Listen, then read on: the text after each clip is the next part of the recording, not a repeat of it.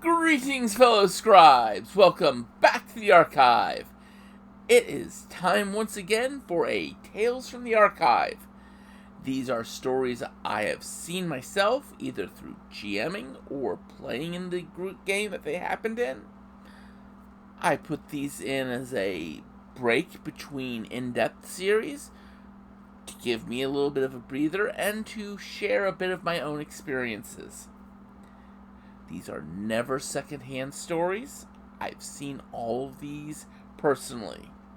And this week, I get to tell the tale of how a single rogue survived a finger of death and shivved it with a poison dagger a divine vessel. So sit back, relax, and enjoy as I tell the tale of how Glyn the Rogue got the interest of Tiamat the Dragon Goddess. So before I begin, I need to give some brief explanations about the world, because this game world was sort of meant as a everything you know is wrong world.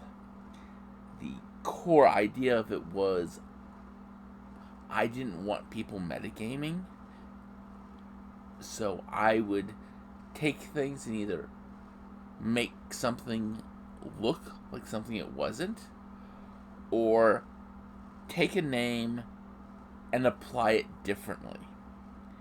Tiamat is one of these examples. Tiamat in this world is not the goddess of the chromatic dragons. She does not have 5 heads, one of each of the chromatic dragon types. She is a elder dragon, like one of the firstborn of the dragons, and her scales are black. Not a black dragon, mind you. Just her scales are black. Her breath weapon is a lance of lightning and fire. So it's got all the benefits of a lightning bolt, all the benefits of fire, and has a bit of an impact punch to it.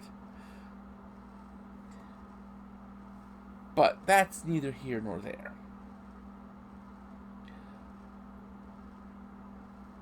The other thing is about this world is the fairy exist and like to meddle in the affairs of mortals. One of the things that they will do is they will make fairy weapons. These weapons offer great power as you learn to use them. And when you reach the point where you are invoking the weapon's name, you then start to clash with the soul that was used, the spirit that was used to make the blade. And if you fail, which you eventually will, you get sucked into the blade. These are important,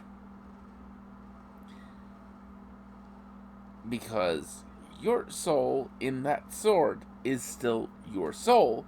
It's just now trapped in the sword. All of the Trap the Soul spell. These are both, though, the details of the fairy weapons and the nature of Tiamat as not being what people know are important. These factor into the story as it goes on. So, the other little detail about Tiamat. She is the first necromancer of this world. So, her kingdom is a kingdom of the undead. And yes, there are living people in it. But they're in one specific region of the country. The vast majority is rolling desert sands, and this is where Tiamat herself lives.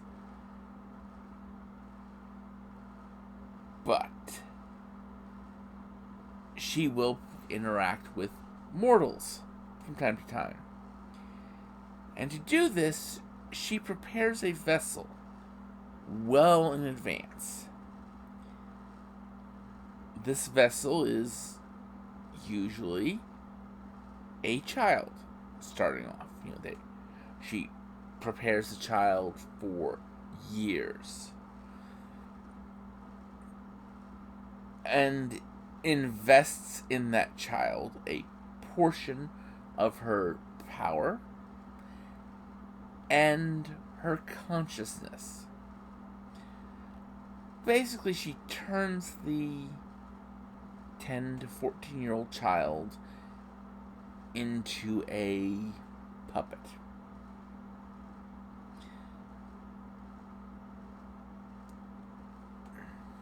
That's pretty much the best way to describe it. Remotely controlling the actions through a deep meditative state. And stuff that happens to that body does impact her herself, even though she's not physically there. And this is her divine vessel, because she is worshipped as a god queen. So, now that this little bit of background information is set up, let's get into the story. So, Glenn was one of those rogues everyone loves to hate. The crazy rogue who goes off doing crazy things, and who loves to gather plants. Because plants have both medicinal and very much non-medicinal properties. And Glenn liked to gather plants. In fact, it is his plant gathering that led to the mild poisoning, more like fairly lethal poisoning, of the water supply of 3 Roman legions. And a great victory for wild elves.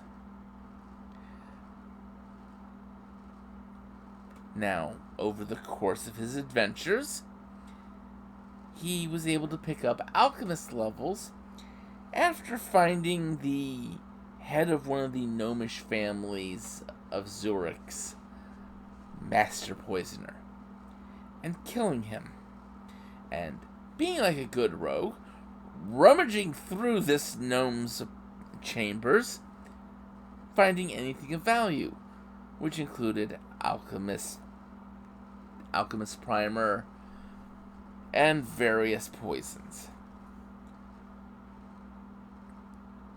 Later on, Glenn was going to be ending up fighting some orcs with the rest of the players. And he ends up harvesting the poisons that their archers had on them. These poisons were in vials, and I dubbed them two-step venom, after the snake supposedly in Vietnam, where you'd get bitten and you got 2 steps before you died.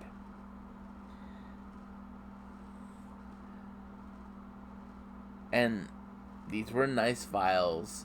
The orcs were using them to poison their arrows. But Glenn now had this poison. This, again, is important for later on. So, let's take a brief stock here. We have a rogue and alchemist, one character, who has a stash of poisons. And, oh yes, he also has 2 iron daggers. Iron especially in this world, is a little bit of a porous metal, which means there are alchemical procedures used where you can infuse multiple poisons into a dagger. Remember this. This will be important later on. Now, over the course of his adventures, he'd also picked up a Fey Blade. Salamanca, the sword that was imbued with the greatest gnomish duelist of a generation. And he was using it in a desperate fight. And he invoked the name, thus calling on the highest power of the sword. And he failed his will save. Meaning that the sword was starting to pull his spirit in over the course of the 4 rounds that were compressed into one action for Glenn. Note, this was not haste, which just gives you extra actions. This was, he got 4 full rounds of actions. Subtle but important difference.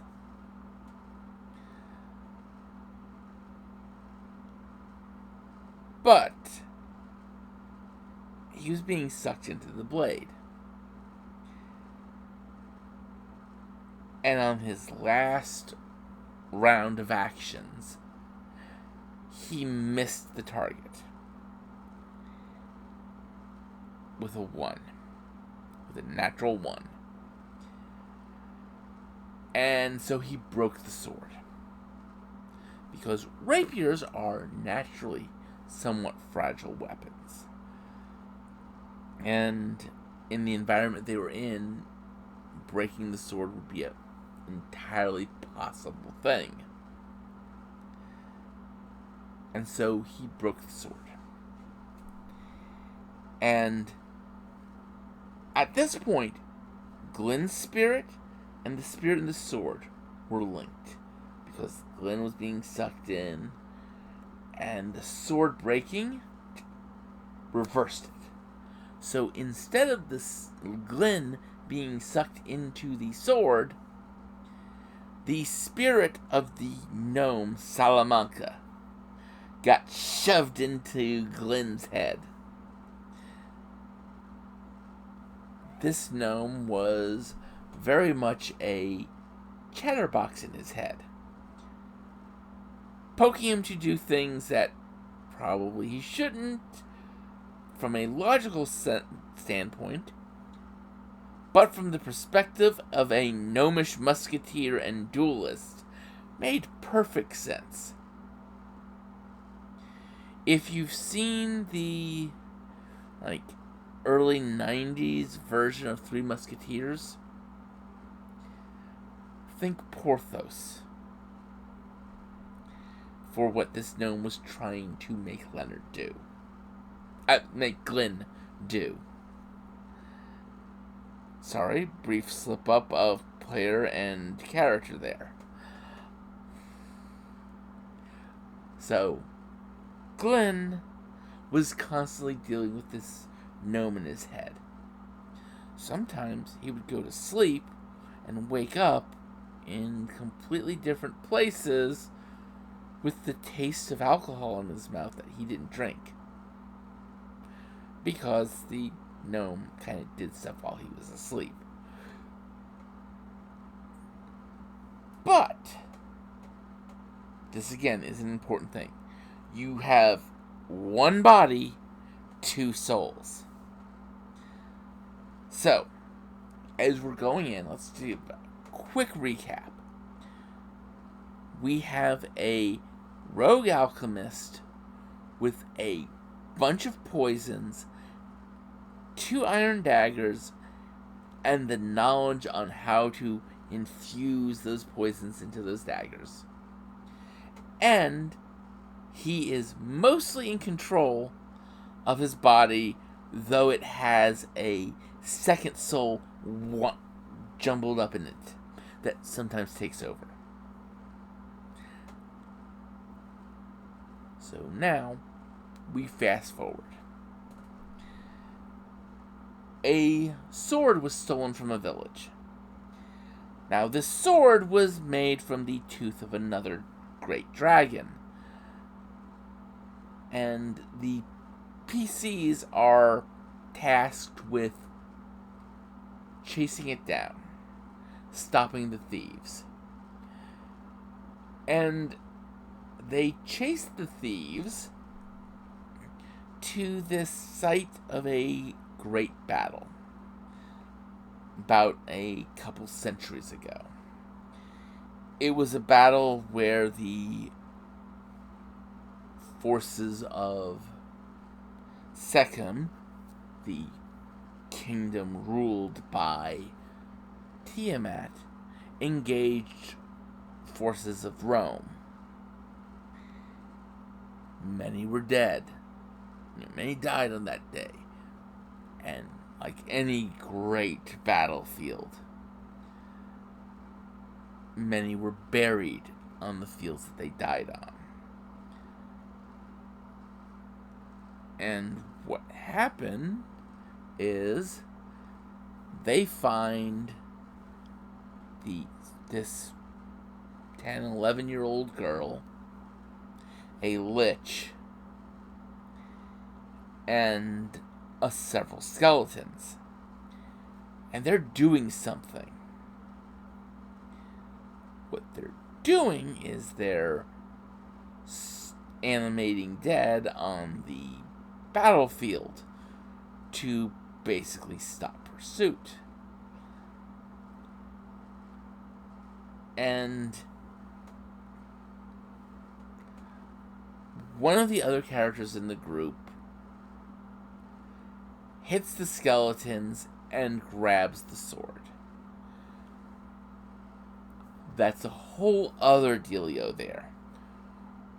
But while Ragnar is starting to slaughter his way through skeletons, and kind of kills the lich with a monstrously powerful sword meant specifically for killing liches.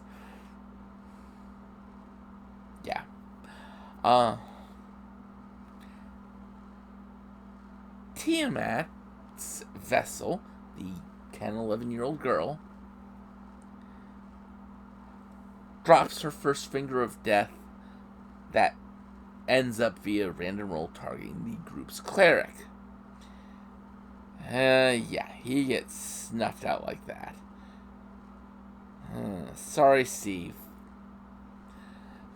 But it comes to Glenn was sneaking up behind her.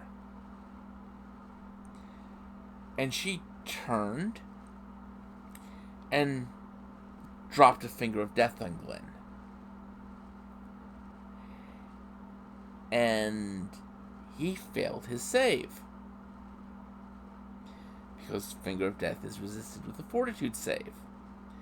At this point, Glenn's player is all like, oh no, I'm just about to lose my character. And I'm like, hold it. We have to see which of the two souls it hits.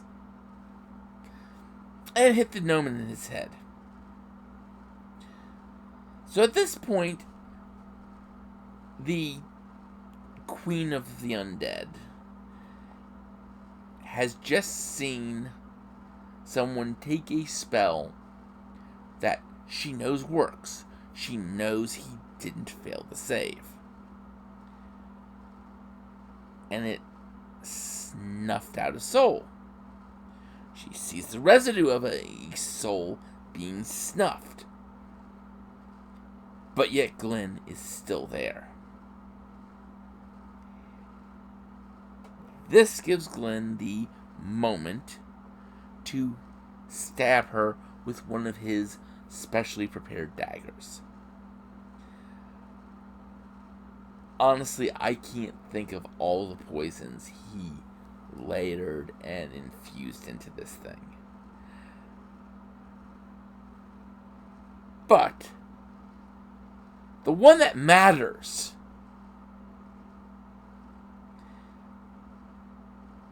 is the two-step venom. Because that is the one she rolled a natural 1 on the save on, thus automatically failing the save. She actually succeeded all the other saves, but the two-step venom rolled a natural 1.